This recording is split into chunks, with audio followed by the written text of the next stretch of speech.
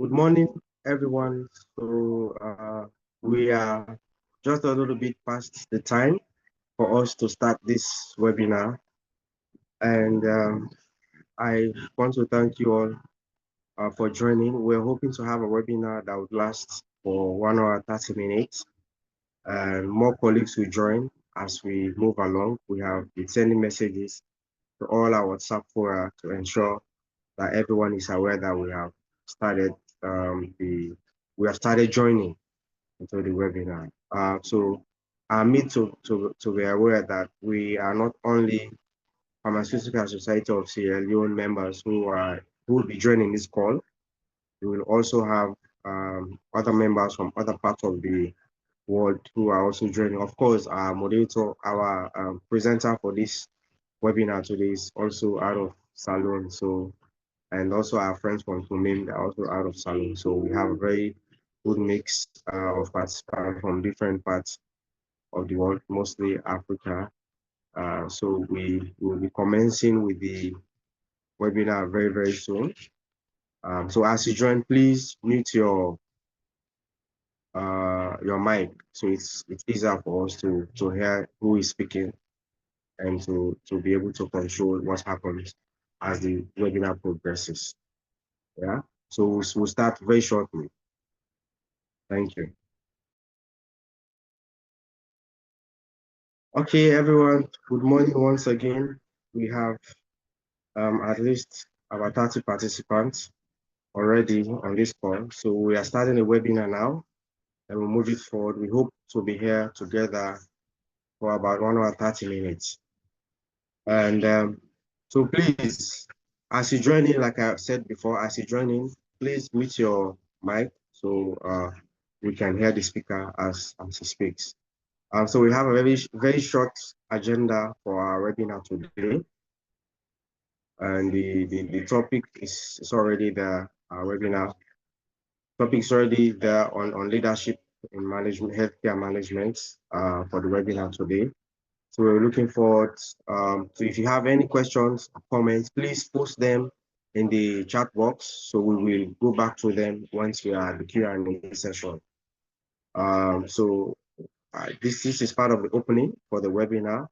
So at this point, I'd like to call on the President of Pharmaceutical Society of Sierra Leone, Dr. Eugene Conte, to please help us with the opening of the webinar. Then we'll move forward. Thank you so much. Dr. Conte, you're welcome, sir.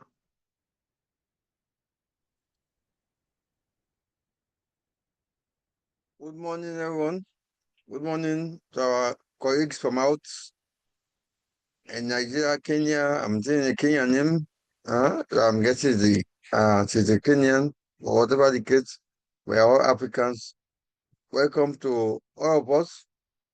In this webinar today, this webinar is part of our goal, part of our strategic goal of enhancing pharmacy knowledge among our members. It's part of our strategic goal. So I want to say special thanks to Thummim, and later on, at the end, I will say special thanks also to our experts, who will be giving the extra, Mr. Newton here, that it will be introduced properly by Dr. Amara. So without wasting much time, I want to say thanks to you all, and I hope we have a very good time here. Over to you, Amara.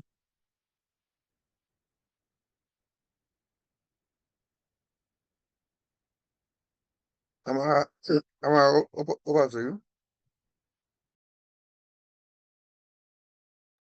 Thank you so much, Dr. Conte, for the welcoming. So we're looking forward to a very interactive participation. So I use this opportunity now to introduce our speaker, our presenter for this webinar. I'm so perplexed, and I was wowed when I saw the short bio of our speaker for this webinar this morning. So a lot of experience is there. So we're looking forward to a very vibrating presentation. So he's no less a person but named Newton Sale. He's a healthcare professional with over 24 years in the pharmaceutical industry sector. So he's currently serving as a CEO for the pharma division of Philips Therapeutics Limited. Newton has held various leadership positions over the last 16 years, including acting as the country lead for Roche, one of the world's most largest biotech companies, oncology franchise head at Novartis, an innovative medicine company for East and Southern Africa country lead. Also as East and Southern Africa country lead at Novo Nordisk, a leading global healthcare company, and country manager at AstraZeneca, a global research-based pharmaceutical company. So you could see all the various companies this gentleman has worked for, gives you an idea that he's very experienced in the area he's going to deliver to us this morning.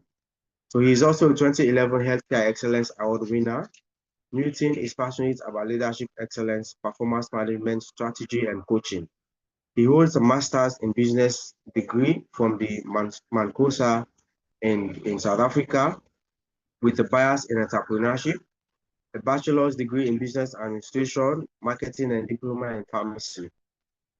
So currently he's pursuing his PhD in marketing management with UNICAF. Newton has been involved in leadership coaching and training since 2018 and has successfully launched a program for healthcare providers under the Philips Top 100 Leadership Program with over 1,000 attendees over the past 5 years. So his webinar this morning will be Leadership for Pharmaceutical Healthcare Professionals are some of the most subscribed online courses in Kenya. Of course, our presenter this morning is Kenyan. So Newton Sale will be tackling in the upcoming masterclass. So there are various masterclasses that Thummim as an institution would provide, and of course, as PSSL members, we continue to participate in those masterclasses. So there is another masterclass that will be coming up, in which our current speaker would be one of the instructors in that masterclass. So the topic of the masterclass would be healthcare management, leadership, strategic planning, and critical thinking. So at this juncture, I have the pleasure of welcoming our presenter for today's webinar, Mr. Newton Singh. Please, sir, be welcome and over to you. Thank you. Thank you so much, and I hope that you can be able to clearly hear me. Please confirm that the sound is clear. Yes, it is. Awesome. It's really an honor to be able to speak to our distinguished colleagues from Sierra Leone. I know that there are a few also that are from other countries, including Kenya. It's always a pleasure. And of course, I thank our host, Thummim, for giving us the opportunity to be able to really just unpack on leadership. I think when initially I got the request for the topic, I was asking myself, what would really sort of crystallize, leadership.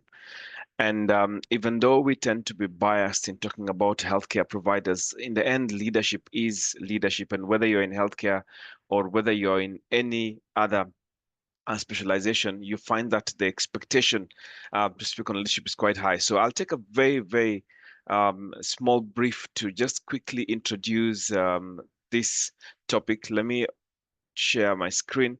And so what I've titled my presentation is Leadership Habits. And the reason why I've probably been biased on this is because in the end, I think the more I've taught on leadership, the more I realize that really we do have a very common thread across, regardless of where you working on. And the first and most important thing that you need to be able to have is the right leadership habits. So bear with me. I'll take you through the next couple of minutes on this presentation. And I think as our host has mentioned, I'll be very happy to be able to answer any questions thereafter. You can be able to see the screen, right?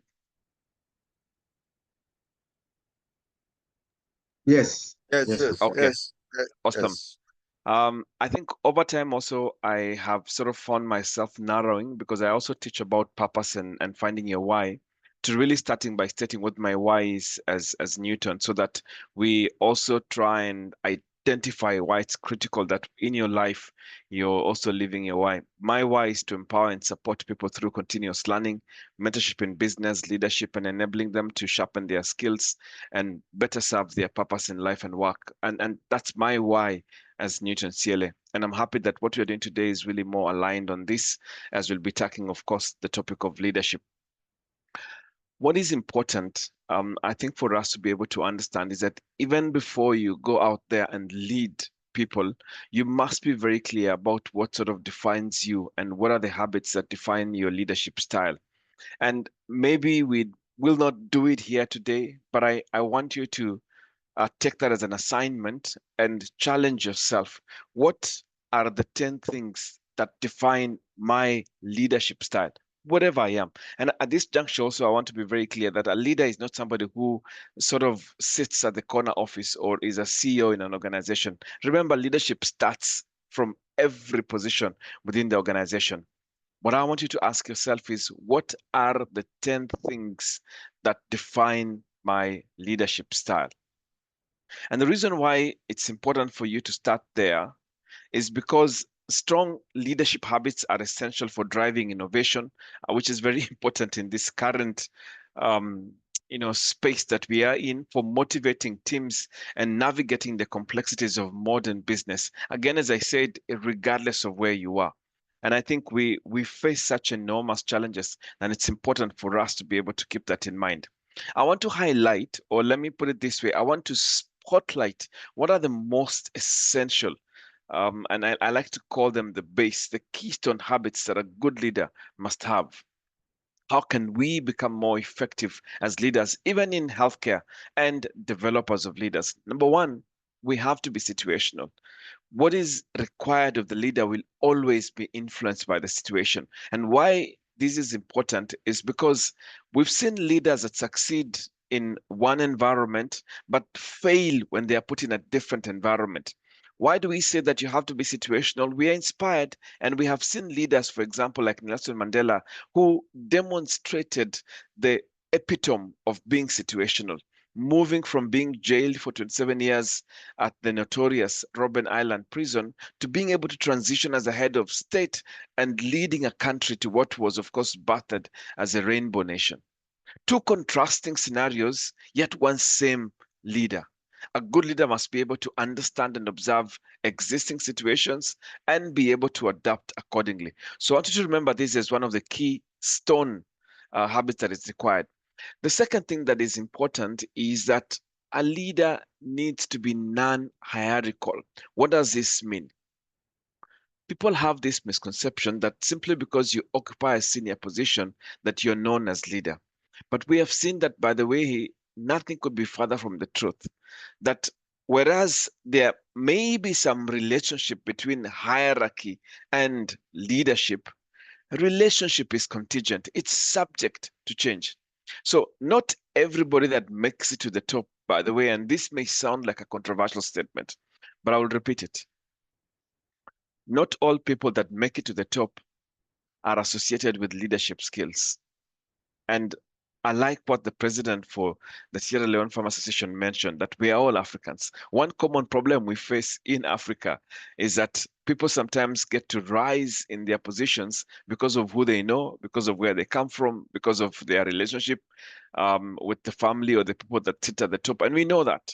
So we cannot lie to ourselves that simply because somebody has a big position, that they have really earned the title of a leader. So remember, situational, non-hierarchical, and number three, relational. Leadership is relational. Put simply, you cannot be a leader without followers. Leaders must know how to manage this relationship while ensuring that they excite the followers to become great performers. I want to sort of streamline what I'm going to be talking about today, because we will not cover everything. But I want to say where I don't want you to be as a leader, even in healthcare, is getting stuck at level one of leadership. And we call this positional leadership. People follow you because they don't have a choice. You have the title. You're the one who holds the position. You're the one who determines probably their increment. You're the one who determines their leave days. You determine their assessment, everything that they are related to. to being able to transition to level 2 of leadership, where we say it is permissional. And this one is based on relationship. My favorite personally is level 3. Very few leaders get there, where people follow you because of what you have done for the organization. We call this a production level, and it's because you are demonstrating results. I want to challenge you that you don't want to be stuck at level 1, even as a healthcare leader, right? You don't want to be stuck at level 1 leadership. Now, obviously, everybody starts at level 1. Why? Because it's because somebody has seen a potential in you that you get the appointment, maybe as a manager, as a senior manager, as a production manager, as a head of supply chain, whatever it is that you are holding. It is a demonstration that somebody felt that there is potential in you, right? That's number one. Number two, a leadership position also means that authority is recognized. So when you get a position, you also get it with a certain title. You know, you're ahead of something, and so people obviously would have to report to you. But I want to also highlight here that a leadership position is usually an invitation to grow as a leader. It's an invitation for you to grow as a leader. And I like this quote that we all know that comes from the Bible. It says that to whoever much is given, much shall be required. The leaders who do the greatest harm to the organization are the ones who think that they have arrived because they have been appointed. Once they receive the title or position they desire, they stop growing. That's the worst kind of a leader. Why?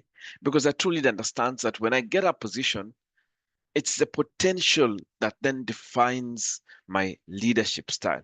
So when you first become a leader, your leadership page is blank, and you begin like an artist to write the way in which you want to be a leader. It's interesting because in Africa, we're very familiar with this. We've seen people that people trusted them because they demonstrated that they had their interest at heart, and people voted for them. And what happens after they get the votes? They become tyrants. They do not want to leave their position. They want to remain in that position. They only want to have their own people being hired. That is not the leader that you want. And so the truth about level 1 of leadership is that it also is misleading, because sometimes simply because you have a title or a position, you feel that you're the person who is the most important in the room. Simply because you're the one who at the end of the email says manager, you feel like you're the most important in the room. The problem is that people who rely on position also often devalue people, because for them what matters is position. So unless somebody is of a senior hierarchy to them, they don't even value. I've once attended a meeting where we invited the dean of a school of medicine to come and open for us our meeting. And then when we handed, and I'm telling you a true story, when we handed the program to him and we told him these are the people who will be attending, you know, the first thing he said, I don't see anybody with a PhD in this program. I can't come for this meeting. People who rely on position for their leadership almost always place a high value on holding onto their position. The other thing that you need to remember, people who rely on position feed on politics. Because they value position over the ability to influence other people, they make sure the environment is toxic for leadership to grow. They actually often tend to promote a lot of politics within the organization. And positional leaders place rights over responsibilities. What matters to them is the right, not the responsibility.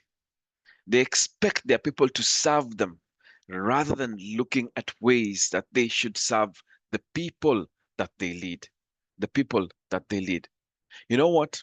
I won't dwell too much on this, but I know you will get the presentation and the recording thereafter. But I want to highlight three things. When you think of a bad leader, when you think of a bad manager, when you think of somebody who is leading people and is not doing their job, some of the things that outstands about them is that they don't believe in the people that they're leading. Everything is about them. They don't even do what they say they do. So they lack integrity. They don't support the team to facilitate growth of the team. They don't make themselves available for the people, and they lack passion and commitment. So it's not surprising that when we look at the 8 traits, for example, of a bad leader, look at this last point here about a fixed mindset.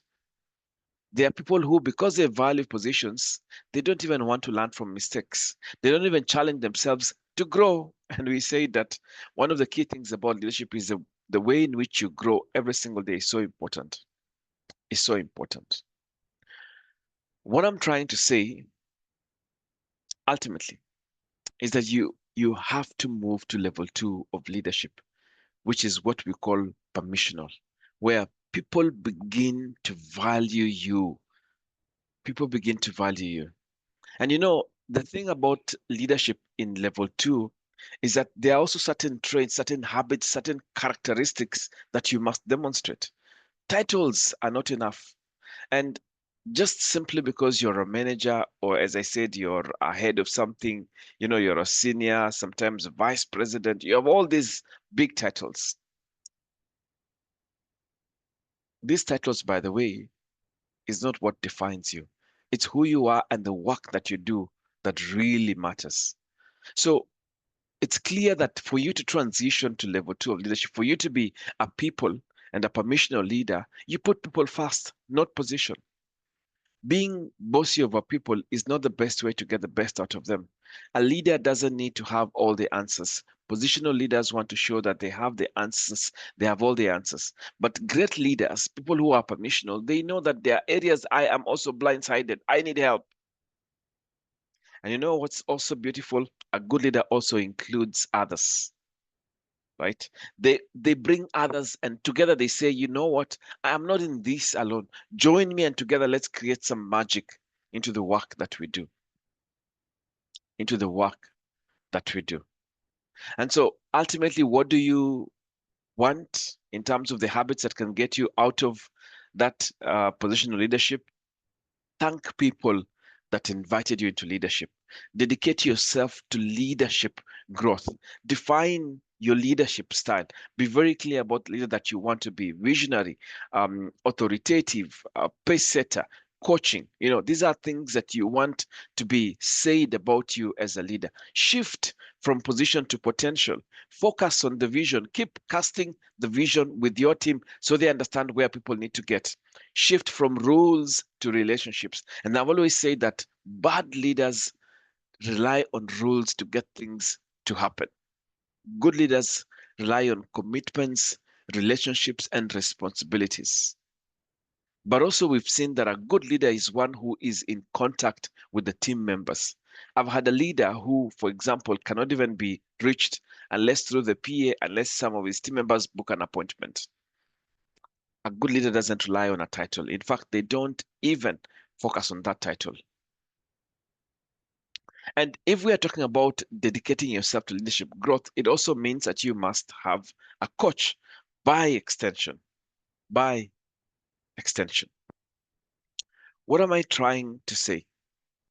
That if we are going to develop leadership habits, if we're going to be able to grow as leaders, we need to know where we are coming from. If we're going to move from positional leadership, then into permissional, we also must know which habits do we need to do away with. And I want to take just 2 or 3 minutes to really highlight this topic about a habit so that we can put into context, right? Habits are things that define us. Sometimes we don't even realize it, but the people that we work with clearly understand those habits. And by the way, just as a very quick light moment here, don't believe in what you see. That the 7 habits of highly successful people is make money, make some more money, make lots more money, make even more money, keep making money, don't stop making money. Of course, it's on a light note, but that is not as simple as it seems. Our brains, and I know I'm speaking to medics here, our brains are wired to automate certain things. And so if you're not careful when it comes to your habits, and especially as a leader, you may be storing and automating the wrong things, right? As we know, it's in the basal ganglia where those habits get to be stored. And habits are formed because the brain is constantly looking for ways to save effort. Sometimes it's just your communication habits that are just terrible. And what you have developed over time is not helping you. And so it's for the same reason that the brain tends to automate things so that it allows us to also to be inventive and to be creative.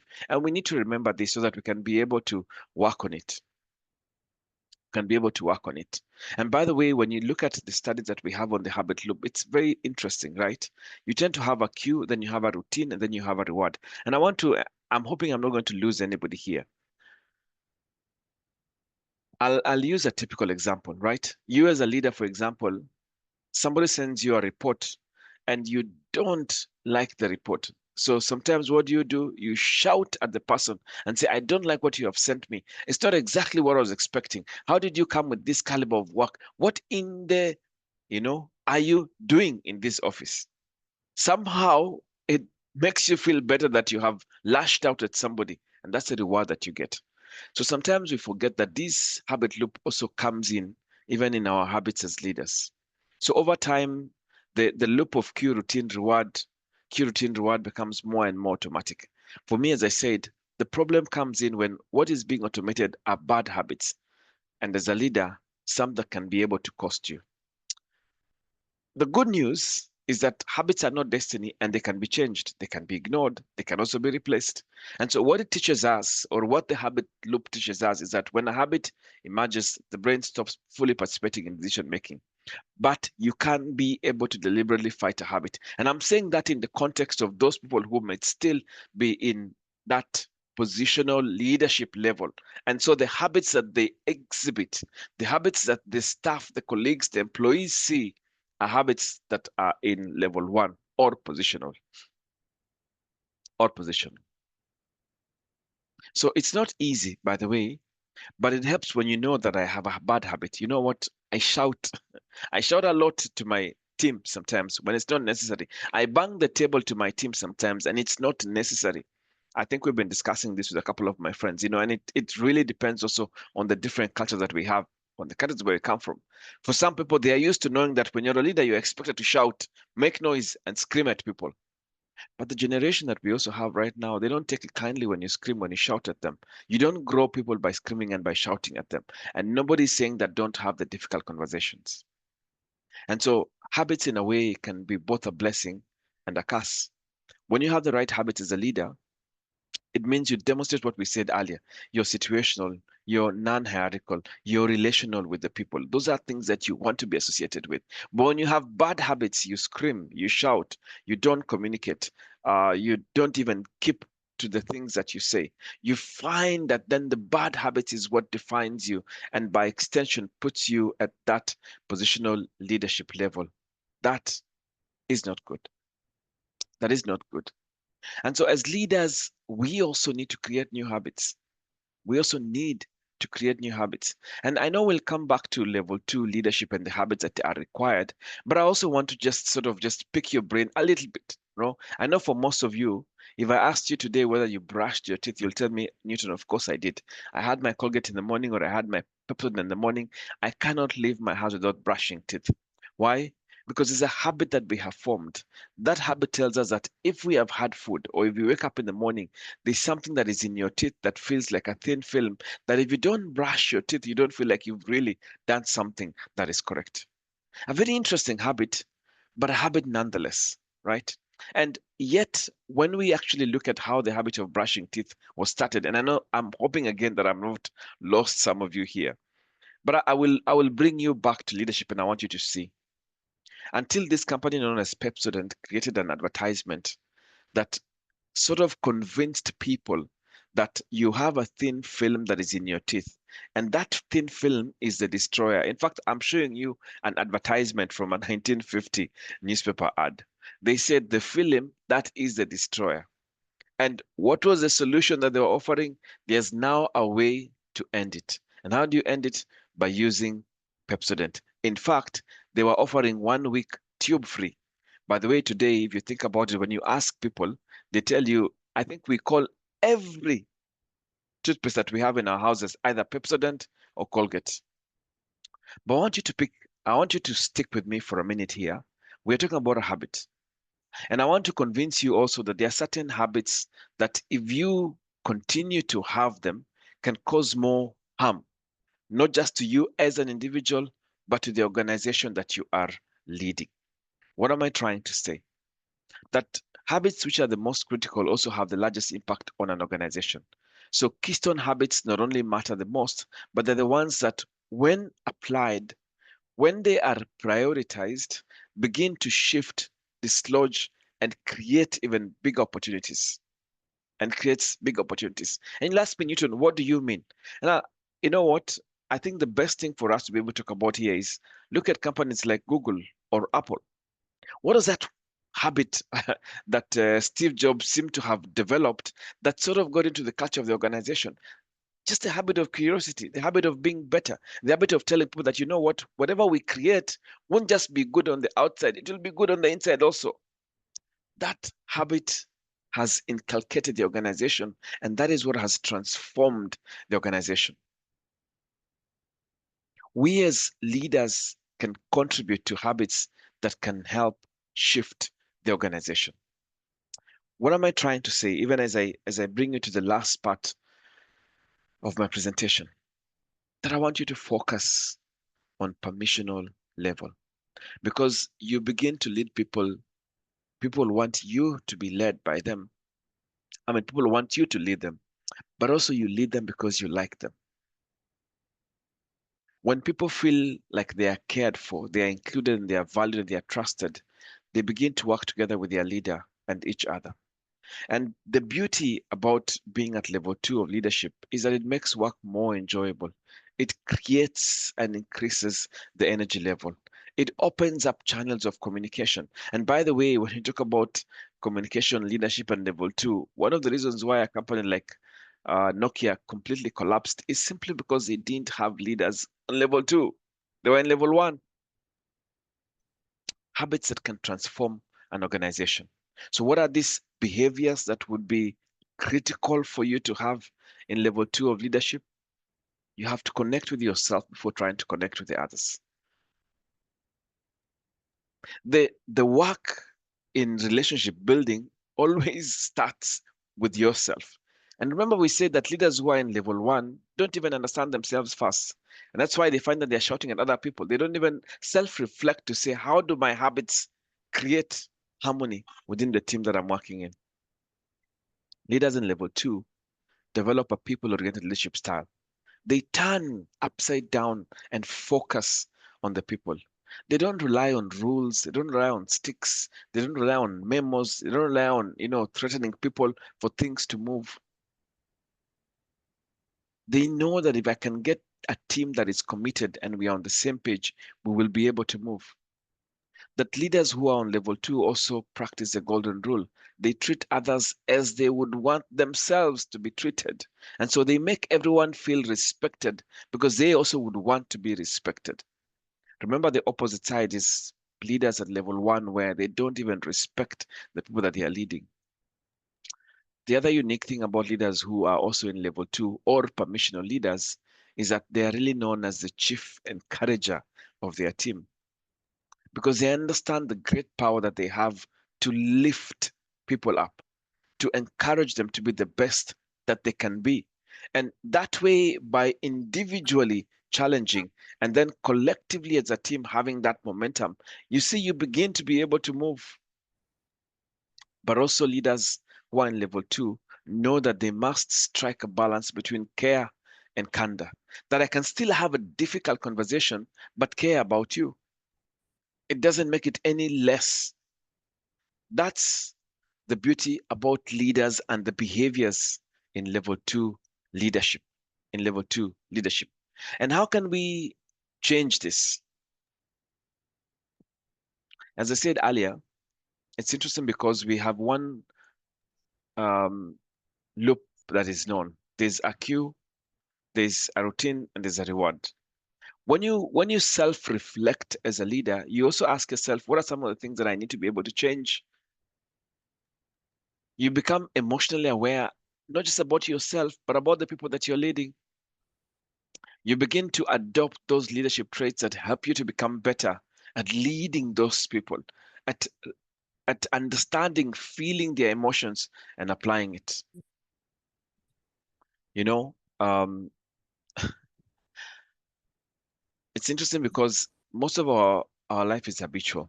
We do the same things that we did yesterday, the day before, and every day for the last month. In fact, it's estimated that out of every 11,000 signals that we receive from our senses, Our brain consciously processes about 40, with the rest being automated. What I'm trying to say, distinguished ladies and gentlemen, is that for us to be successful healthcare leaders, we cannot lead while we get stuck at level one or positional leadership. And that habits, good or bad, make us who we are. And the key is controlling them. The key is being able to change. The key is understanding. And we sort of gave these three very important keys that can help you to transform that. And of course, also build those other habits that will get you to level two. I want to pause here because I also want to request that what we have today on the screen is going to be our challenge for today. For those who have smartphones and they can be able to take a photo, please do so. For those who don't have and they'd like to type, please do so. I want you to write this so that you can be able to remember. For those who have their WhatsApp, please put this in your WhatsApp status. Let it be what will be there today. Okay, if you can take the photo, fantastic. If you can't, just write the quote. We are what we repeatedly do. And therefore, excellence is not an act, but a habit. The actions we carry out repeatedly form our habits, and then our habits create our lives, and then our habits create our lives. I'll even extend it and tell you that our habits create the leadership styles that we demonstrate. Giving you a minute.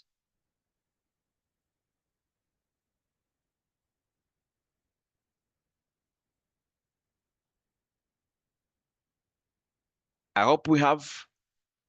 If not, you will be able to get from the recording. I want to finish. So it seems like somebody needs to control their screen.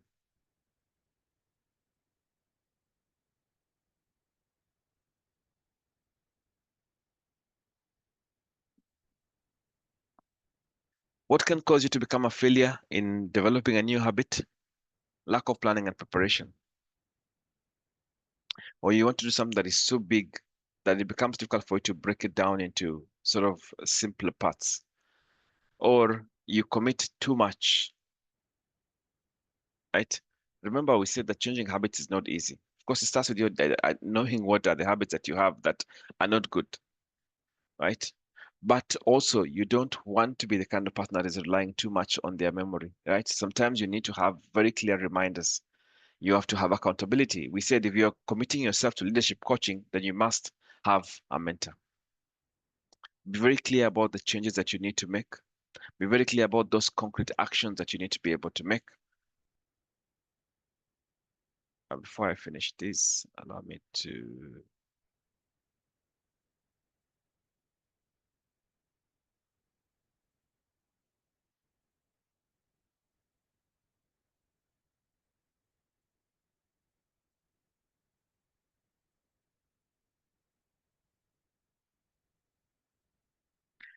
okay. This is going to be my last slide for this particular session and our discussion, but I want to really emphasize about these habits that we need to be able to have to grow as healthcare leaders. You have to be sure that you have the right attitude toward people. And we've also highlighted here that you must like the people that you're leading, everyone in your team. You must connect with yourself, build yourself also with clarity on self-awareness, self-image, self-honesty, self-improvement, and self-responsibility. We've seen that that is extremely important. But number three, you also need to understand where you're coming from. Are you an achiever who tends to put productivity ahead of people? Because people are important. We're not saying that productivity is not, but you must also put people in the right place. Number four, you have to express value for each person on your team. You have to come up with a positive thing about each member of your team, not just appreciating some and not others. Number five, evaluate where you are with your team. Knowing your team thoroughly helps you to connect more with them. And number six, you must learn to accept the whole person. We have been accused sometimes as leaders, and I would say positional leaders, of just valuing what the person is contributing and nothing else about that individual. Number seven, make fun a goal. Right? It's important that as a leader, as a healthcare leader, that you make the place that you're working in enjoyable. Number 8, give people your undivided attention. Be there, be present, show up as a healthcare leader. That will help you to navigate through level 2 of leadership. And number 9, become your team's encourager in chief, right? One good word that we can also be able to remember today. And lastly, we said practice care and candor. Practice care and candor. So that will be it from my end. I'd like to hand over back to our moderator for the session. I'll be happy to take any questions or any clarifications. Thank you so much. Wonderful, wonderful. Thank you so much. Thank you so much, Newton. Thank you so much, Newton. This is an eye-opener, an icebreaker for all of us that are working in different institutions who, one way or the other, are also leading a number of things, either in your office or in your community or in your homes or wherever you may find yourself. You're a leader one way or the other. How do we encompass or make sure that we're able to galvanize around these traits that you have mentioned in your presentation? Is something we need to think about, something we need to keep close to our hearts, and something we need to move forward as we work together. Very important to note. I want to thank you very much, Newton, for your time. It has been very, very wonderful. So in the beginning, as you were explaining, I was checking through our society, pharmaceutical society chats, and you could see the messages that are coming in regarding leadership, in our various places that we work, in the various settings that we find ourselves. But it's very true. So for every webinar or every presentation around this particular topic, there is always something new or something particular that you will learn that will be a takeaway from that particular discussion or topic that is being deliberated on. So there's a lot of takeaway from this one for me, especially, and I'm sure for lots of our members who are also participants in this session. So please, ladies and gentlemen, as Mr. Newton will continue to be with us. If you have any questions or comments, continue to put them in the chat box while we continue with the discussion and engagement. So at this point, I'd like to call on Mr. Damola to please tell us about Thummim and the courses that are in line for Thummim. Of course, I know Mr. Newton would be the moderator of one of the courses for Thummim, but Mr. Damola will tell us more in that regard. So please, Mr. Damola, over to you. Just tell us why to prepare our questions and answers and comments. Thank you.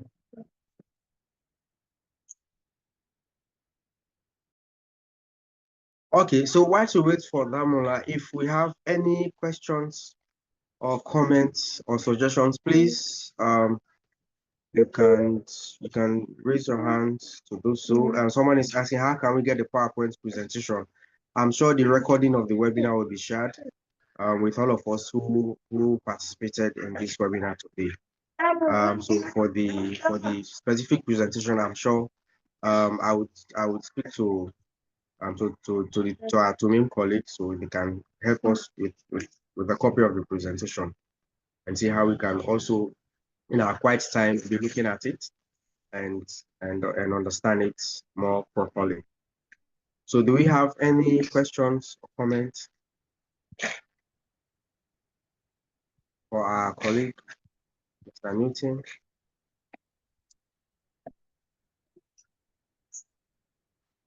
I see a question on the chat box from Olusola. Olusola, how are you? I hope you're having a fantastic morning.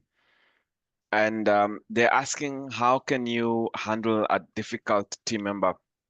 That's Okay. it's I'll say it's a tough one. But I want to change the perception here. We have been accused as leaders sometimes that we are not listening. We want to very quickly prescribe before diagnosing. So even before you determine that the other member is difficult, what is encouraged first as a leader is try and find out if you've been listening enough, because they could be communicating, whether it's verbally or through the work that they are doing. What is it about this particular person that they are trying to communicate? And have you really listened? I've had amazing conversations with people that I have mentored, and they tell me, you know what, I never realized that my team member was trying to tell me they were going through a very difficult time. All along, I just assumed that they were being difficult to me, but it's just because of what they were going through. Or sometimes it's the environment that we have cultivated within our team. So there's very low trust levels. And what happens is you have a dysfunctional team. And when you don't have trust, people are afraid of conflict, or people are afraid to commit. So sometimes we say that a good leader first starts by putting the mirror and looking at themselves before even looking at the other team member. So that would be my comments, Olusola. And I'm not in any way diluting that you can have difficult members within the team. But of course, remember, we did say also that as you begin to move to level 2, you also know that you need to balance care and candor. So it means that you are not afraid, after you have reflected on yourself, you have made sure that you have listened to the other person with the intent to understand, that you've really diagnosed before even prescribing. You can then have that difficult conversation. But that's a step wise approach that you want to have. Thanks. Okay, so thank you very much, Mr. Newton. Let me just ask one question. What if in a case where you have a leader that is that really doesn't listen? Yeah, That's it's remember not it's a just level 1 leader. exactly a leader who is level who's at level 1. But I Yes. mean, but you are a part of the team that wants to see how things move to get things done. How would you get around? What would you do to ensure that you're able to get your leader? Because I mean, the buck stop with him or her. The final decision rests with him or her. But how would you get to canvas around them to make sure that they agree with your ideas and to push them through? That's a tough one. And I've also met a number of doctors who we've had this discussion before. You remember I started by saying that not everybody who is in a leadership position have really have earned that position.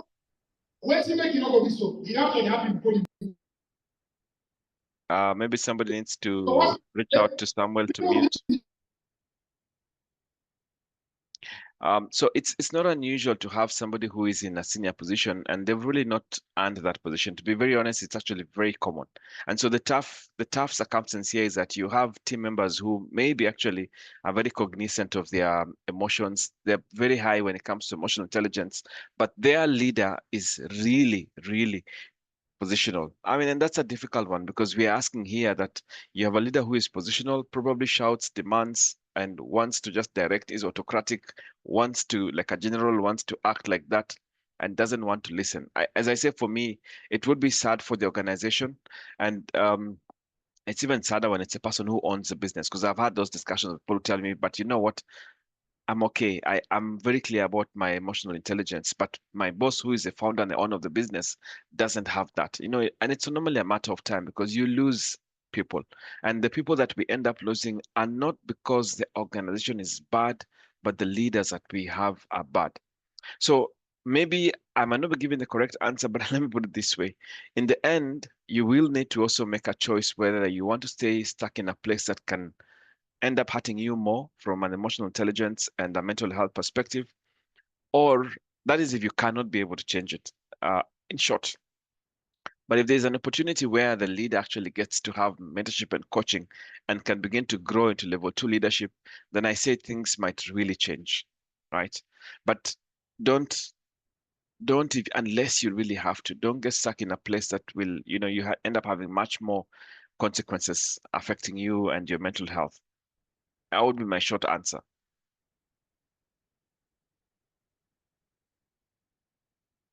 Yes, you did. There is one more in the chat before I call in Mr. Domola. Famous was asking, how do you handle a pessimistic assistant who will always see and wants to make a negative direction as against what you believe in and command and committed to?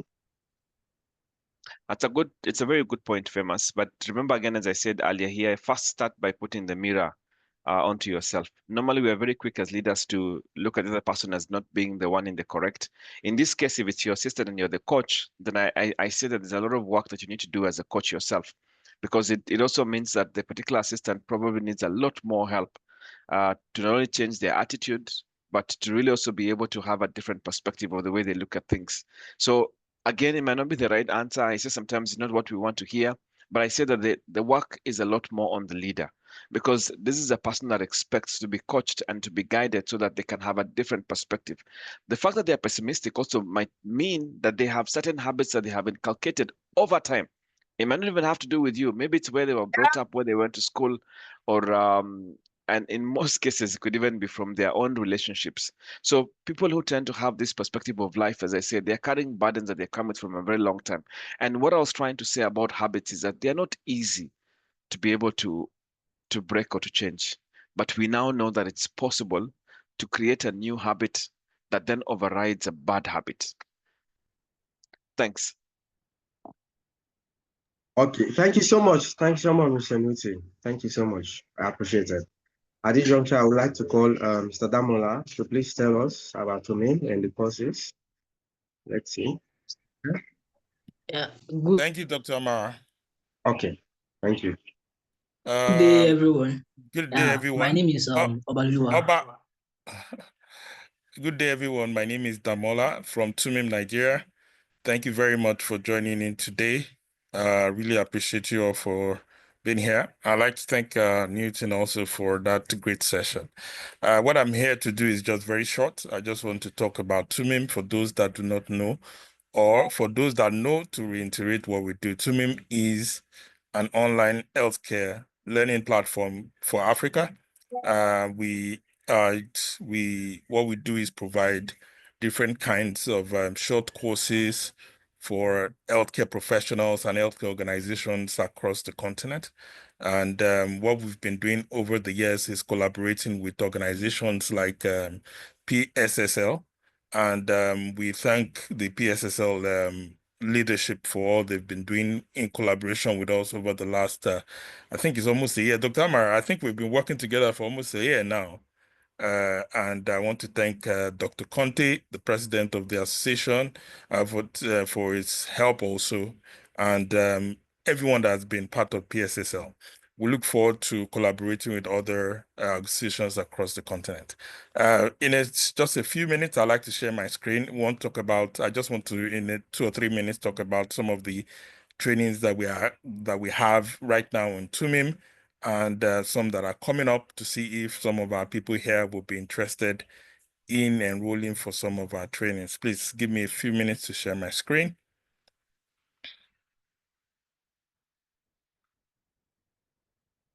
Please, can you see my screen, please? Yes, please. Thank you Yes, very we much. can. Yes, sir. Thank you very much. So Thummim, as I said before, does different kinds of short courses, and sorry, hold on, please. Sorry.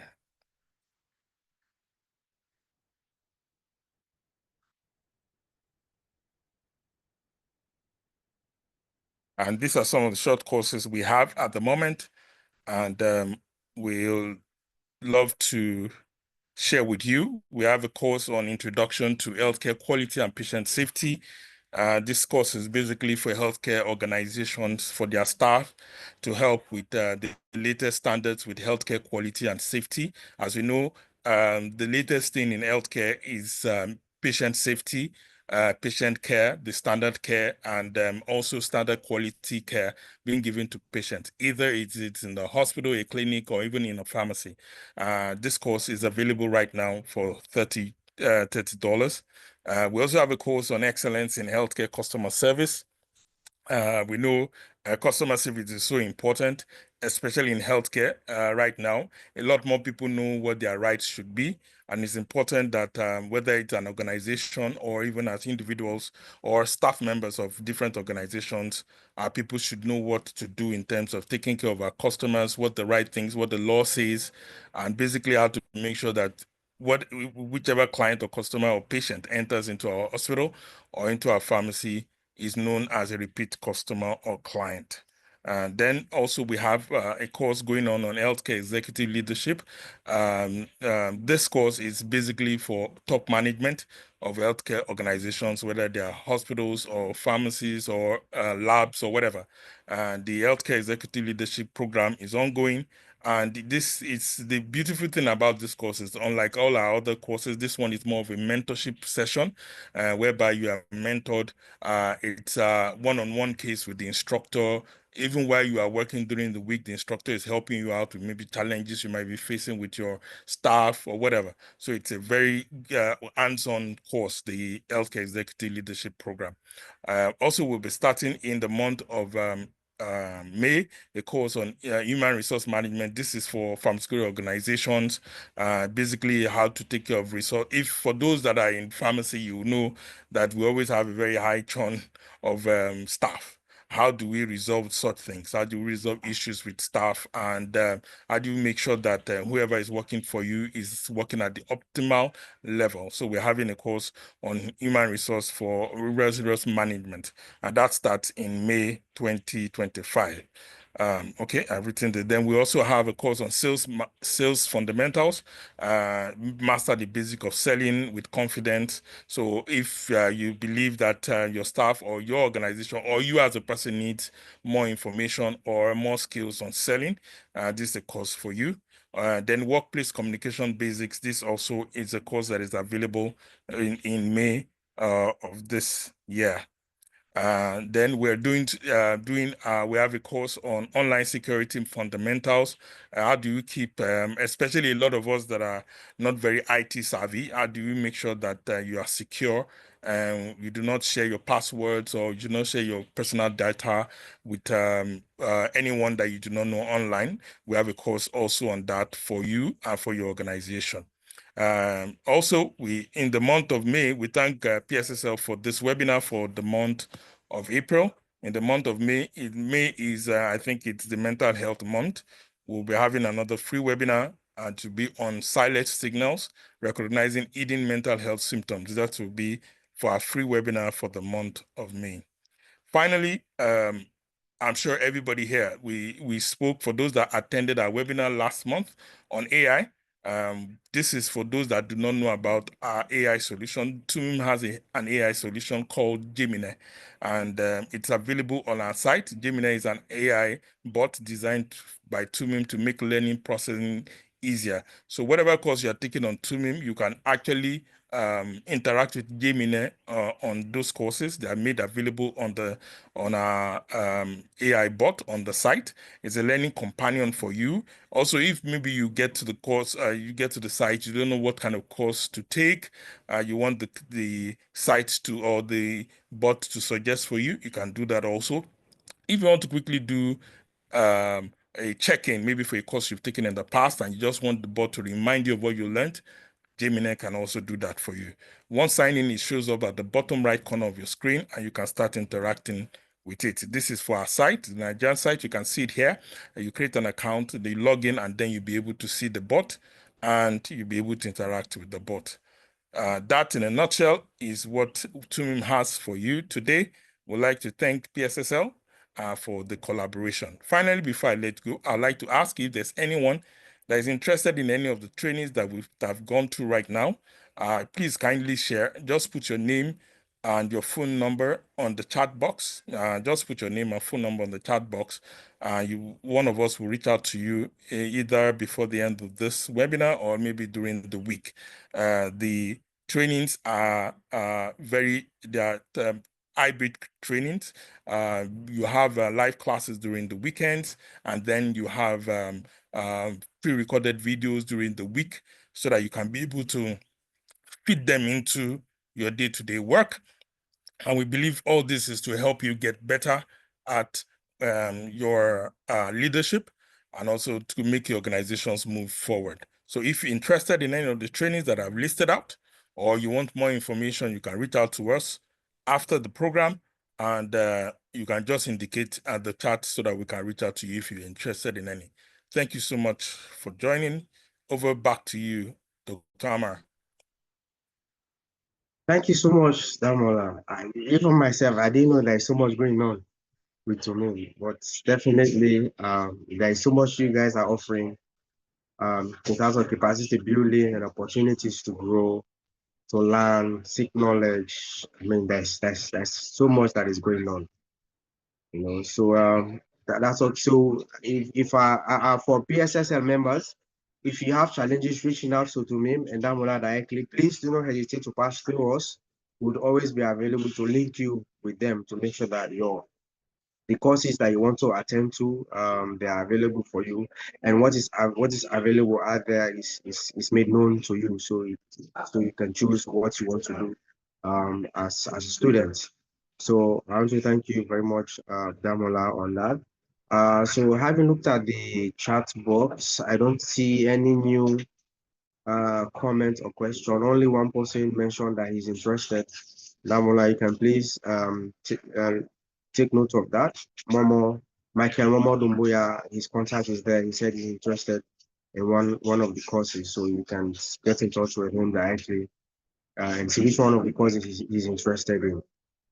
So I think we did the questions and answer. Just a few questions came in, which means Oga Newton did a very good job, and we want to thank him very much on behalf of the Pharmaceutical Society of Sierra Leone. But first of all, agreeing to be part of this webinar and also to deliver such a wonderful presentation to our membership, and also thank all the members from all over Africa and the rest of the world to be able to make time to participate in this webinar. I'm sorry it's a Saturday, it's a little noisy. We're home, so I'm very sorry about that. But of course, it's a very wonderful webinar. So we look forward to have a copy of the presentation, which we'll share to our membership as well. Which we'll be able to share with our membership as well. Yeah. So Dr. Ponte, the USSR president, please close the session for us. If you still there. Yes, I'm here. I'm here. Thanks to Mr. Silver, a very wonderful presentation.